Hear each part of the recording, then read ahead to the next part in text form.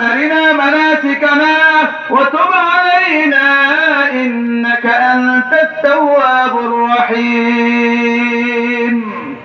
হযরত ইব্রাহিম আলাইহিস সালাম বলেন, ইয়া আল্লাহ আমাদেরকে মুসলমান বানায় দাও, আমাদেরকে মুসলমান বানায় দাও। প্রশ্ন হলো, ইব্রাহিম আলাইহিস সালাম কি কাবা বানাইবার আগে মুসলমান ছিলেন না? এখন আবার বলেন কেন? ও ভালো কথা মনে করছে। আপনি এদিকেই বাড়ি বলো কোথাও কিশোরগঞ্জে এক বক্তা দেখছিলাম ওয়াজ করতেছে একদিন ইউটিউবে, মানুষ জিজ্ঞাসা নবী কি মুসলমান ছিলেন? রাসূল তারা কয় জি, কয় নো। আর বলেন আলহামদুলিল্লাহ। কয়েকটা এই ঘটনা খুতবাতে হাকিমুল ইসলামে এই ঘটনাটা আছে। হযরত ঈসা আলাইহিস সালাতু ওয়াস সালাম বলেন কোন নবী? আল্লাহ মুহাম্মদ শফি রাহমাতুল্লাহ আলাইহির হাত ধরে কত চোর ডাকাত বদমাশ তওবা করে ভালো হয়ে গেছে। আর ডক্টর ইউনূস সাহেবের হাত ধরে একটা সুর ভালো হয়েছে, মনে হয় না প্রমাণ আছে। আর যত শিক্ষিত সুর আছে এদের আশপাশে ঘোরায়। আর কাজে মুহতারাম হাজিরিন, আমাদের প্রজন্ম, আমাদের সন্তান আছে মনে করেন। আবার সর্বশেষ আপনাদেরকে জিজ্ঞেস করি, এই মাদ্রাসা কার ঘর? আল্লাহ বলেন কার ঘর? আরে বলেন কার ঘর?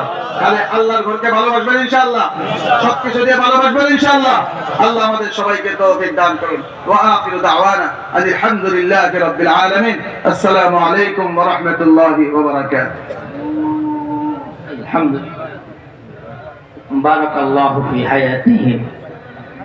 মুহতারাম হাজিরিন, আমাদের আলহামদুলিল্লাহ অনেক দাওয়াতি মেহমান এখনো আছেন। কিছুক্ষণের মধ্যে আপনাদের এখানে এসে উপস্থিত হবেন উজানের পেশা হুজুর। অনেকে জিজ্ঞাসা করছেন যে হুজুর কোন সময় আসবেন। কিছুক্ষণের মধ্যেই ইনশাআল্লাহ হুজুর এসে উপস্থিত হবেন। এরপরে আমাদের মাঝে মুফতি আবু ইউসুফ মাহমুদি সাহেব সহ কিফায়াতুল্লাহ আজহারি সাহেব সহ আর অনেকে উপস্থিত হবেন ইনশাআল্লাহ। এই পর্যায়ে আমাদের সম্মুখে অত্যন্ত গুরুত্বপূর্ণ তকরীর পেশ করবেন পীরে বরহক হযরতুল আল্লাম হযরত মাওলানা নিয়ামতুল্লাহ ফরিদি সাহেব দামাত বারাকাতুহুম।